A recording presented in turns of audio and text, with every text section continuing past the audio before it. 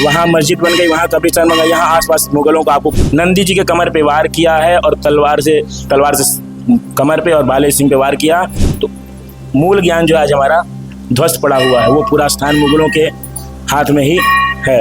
हाँ, सारे वहाँ पे मुसलमान की यहाँ पर एक बार दर्शन करने से हिमालय केदार के 7 बार दर्शन, और खिचड़ी में यंत्र ध्यान होगा, और वो खिचड़ी जो है पाषाणवत हो गई, पत्थर की हो गई। भगवान की एक विशेष आशीर्वाद है यहाँ के लोगों के ऊपर कि जो प्रतिदिन भगवान की सेवा में लगा रहता है उसके। पंडित जी पूरा परिचय दे दीजिए। जी, हमारा नाम अनुराग मिश्रा है, हम यहीं काशी से हैं, बाबा के सेवक। ये हमारे मामा अभिषेक, डॉक्टर अभिषेक दुबे यहाँ के महंत हैं। ये बताइए इस मंदिर का क्या महत्व है, सावन के दिनों में कैसा महत्व है? महत्व तो सावन का है, प्रभु का महत्व तो सदैव एक ही जैसा है। हाँ, विशेष कृपा बरसाने का कार्य है सावन में, अन्यथा इनकी महिमा ऐसा थोड़ी कि सावन नहीं तो महिमा इनकी कम हो जाएगी। महिमा तो सदैव ऐसे ही निरंतर बनी ही रहेगी, बढ़ती ही रहेगी।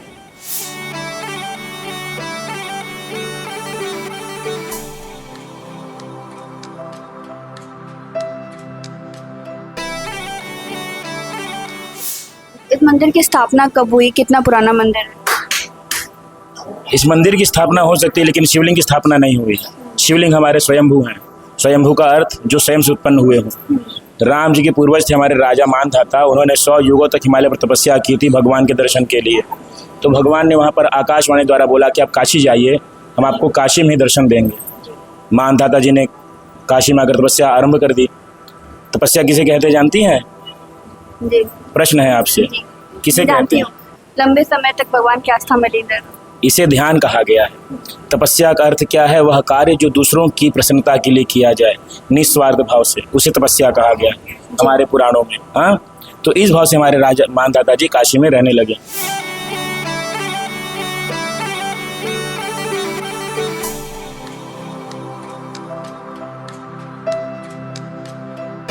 धूप, गर्मी, पसीना, जिससे आपकी स्किन पर खुजली और दांत की समस्या बढ़ना आम बात है। लगाए दादू मलहम एंड लोशन और करे खुजली का काम तमाम। प्रतिदिन भगवान के लिए भोजन बनाते थे, उसी भोजन का 2 भाग करते थे भगवान को भोग लगाकर।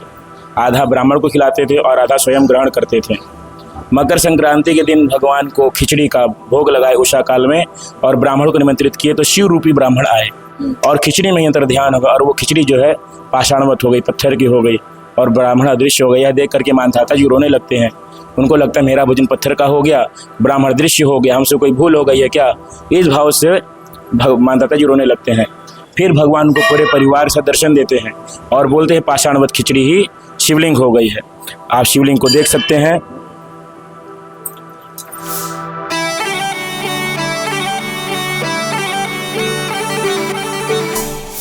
जो मानधाता जी ने खिचड़ी को 2 भाग में बांटा था वो 2 भाग आज भी यहाँ पर विद्यमान है। जब भगवान ने उनको दर्शन दिया तो फिर उनसे कहा कि ये जो खिचड़ी है यही शिवलिंग हो गई है। 2 भाग होने से शिव शक्त्यात्मक और हरिहरात्मक है। समय के काल वेग में इसका नाम गौरी केदारेश्वर हो गया, अन्यत्र इसका नाम काशी केदार था। और 2 भाग होने का अर्थ क्या है? शिव शक्ति एक पार्ट में है और विष्णु लक्ष्मी एक पार्ट में है। और अन्न से निर्मित होने के कारण अन्नपूर्णा। भगवान शंकर ने मानधाता से कहा कि यहाँ पर 5 देवी देवता सदैव विद्यमान रहेंगे। भगवान की एक विशेष आशीर्वाद है यहाँ के लोगों के ऊपर कि जो प्रतिदिन भगवान की सेवा में लगा रहता है उसके ऊपर अन्नपूर्णा की विशेष कृपा होती है, और अन्नपूर्णा की कृपा द्वारा वो कई लोगों का भोजन यापन, भरण पोषण आदि करता है।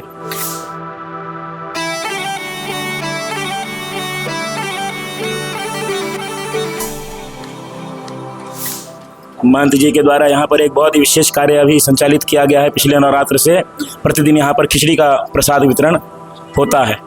हाँ, जब भगवान ने दर्शन दिया तो भगवान का एक रूल है, दर्शन के बाद वरदान देते हैं।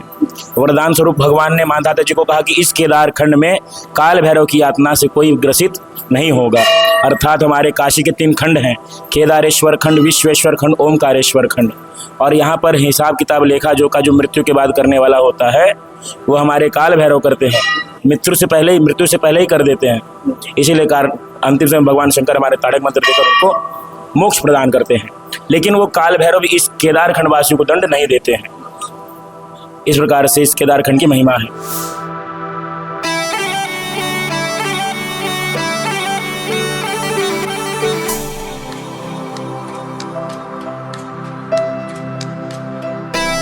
औरंगजेब को जानती हैं? जी जी।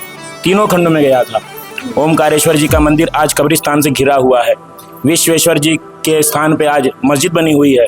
यहाँ केदारेश्वर के पास भी आया था। नंदी जी के कमर पे वार किया है और तलवार से कमर पे और भाले सिंह पे वार किया। उस स्थान से आज भी रक्त निकला और उस स्थान से भवरे निकले और उनकी सेना बगल के रास्ते पलायन कर गई। ऐसा हमने लोगों को सुना है, लेकिन साक्षात प्रमाण क्या है? वहाँ मस्जिद बन गई, वहाँ कब्रिस्तान बन गई, यहाँ आसपास मुगलों का आपको कोई प्रभाव देखने को नहीं मिलता है। ये प्रभु की महिमा है।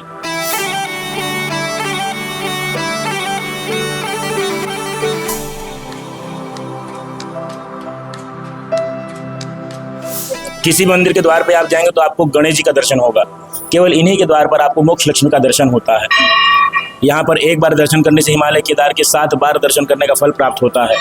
हिमालय केदार में पीठ, यहाँ पर लिंग और पशुपतिनाथ भगवान के सिर का दर्शन होता है।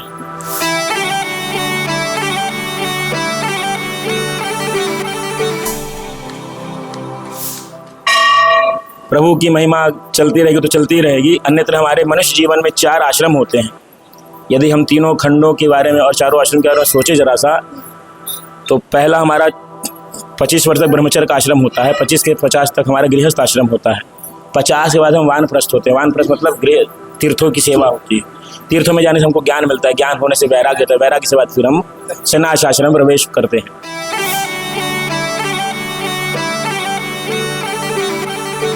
तो मूल जो है सृष्टि का वो ओम है, ओमकारेश्वर। ओमकारेश्वर केवल एक शब्द नहीं है, अ उ म, इन 3 शब्दों से मिलकर के ओम बना हुआ है। तो मूल ज्ञान जो आज हमारा ध्वस्त पड़ा हुआ है, वो पूरा स्थान मुगलों के हाथ में ही है। हाँ, सारे वहाँ पे मुसलमान ही, किसी से हम द्वेष के रूप में नहीं बता रहे हैं, लेकिन ज्ञान के रूप में। विश्वेश्वर खंड, वहाँ प्रभु ने राजा बनकर मानपूर्णा के साथ राज किया है, शासन किया है। उस क्षेत्र में यदि आप जाएंगे तो आपको राजाओं जैसा ठाट बाट अन्यत्र लोगों के साथ देखने को मिलेगा। ये केदार खंड जो है सन्यासी का क्षेत्र है, गुरु का क्षेत्र है। काशी केदार जो हमारे कहे गए हैं, काशी के गुरु हैं।